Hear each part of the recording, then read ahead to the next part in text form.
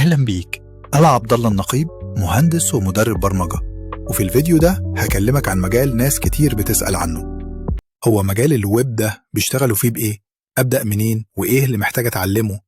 لو لسه جديد في البرمجة أو حتى معاك شوية خلفية وعايز تحدد مسارك، خد نفس عميق علشان هقولك كل حاجة محتاج تعرفها عن مجال الويب ببساطة ومن غير تعقيد. أولاً، يعني إيه مجال الويب؟ ببساطة، أي حاجة بتشوفها على المتصفح زي فيسبوك، أمازون، مواقع الأخبار، أو حتى الموقع اللي أنت بتذاكر منه، دي كلها مواقع ويب. ومجال الويب هو البرمجة والتطوير للمواقع دي، سواء شكلها الخارجي أو الوظائف اللي بتعملها في الخلفية. ثانياً، أقسام المجال ده إيه؟ عندنا 3 تخصصات رئيسية. فرونت إند الواجهة الأمامية، ده الجزء اللي بيظهر قدام المستخدم، الألوان، الخطوط، الزرار، طريقة التنقل، كل ده بيشتغل عليه مطور الواجهة.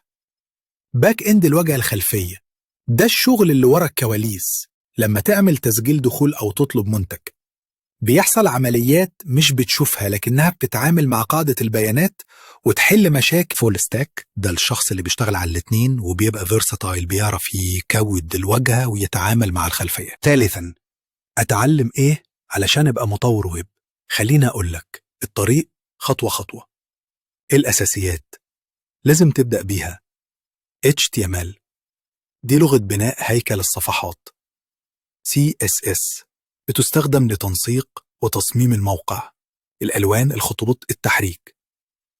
جافا سكريبت دي لغة برمجة بتخلي الموقع تفاعلي، يعني تضغط على زر يفتح حاجة أو يظهر رسالة. بعد كده في مكتبات وأطر. لو ناوي تكمل فرونت إند، رياكت جي اس في الأشهر والأسهل، أو فيو جي اس أو أنجلر. لو حابب تروح للباك إند، جافا سكريبت مع نود جي اس، أو بايثون مع جانجو أو فلاسك أو بي اتش بي. وقواعد البيانات، ماي اس كيو ال، مونجو دي بي. فول ستاك، اتعلم حاجة من هنا وحاجة من هنا، زي ميرن ستاك، مونجو، اكسبريس، رياكت، نود، أو جانجو، رياكت. رابعاً، فرص الشغل وسوق العمل عامل إزاي؟ الطلب على مطوري الويب ضخم جداً، سواء في مصر أو بره. مفيش شركة تقريباً مش محتاجة موقع، من أول الشركات الصغيرة لحد البنوك والجهات الحكومية.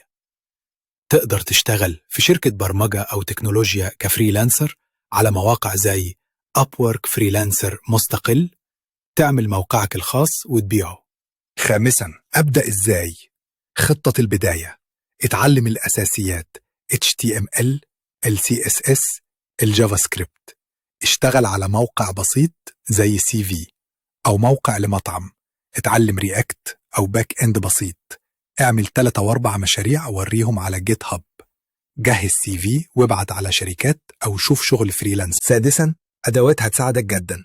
VS كود، أفضل محرر كود، جيت هاب لرفع مشاريعك، فيجما لتصميم الواجهات، شات جي بي تي يساعدك في الأسئلة. الخاتمة، في النهاية مجال الويب مش بس مجال شغل، ده مجال ممتع متجدد ومليان فرص. لو بدأت صح واشتغلت على نفسك باستمرار، هتكون واحد من أقوى المبرمجين في المجال ده. لو حابب أعمل سلسلة كاملة لتعليم الويب خطوة بخطوة، قولي في الكومنتات. ما تنساش اللايك والاشتراك، وشارك الفيديو مع أي حد مهتم يبدأ المجال. سلام.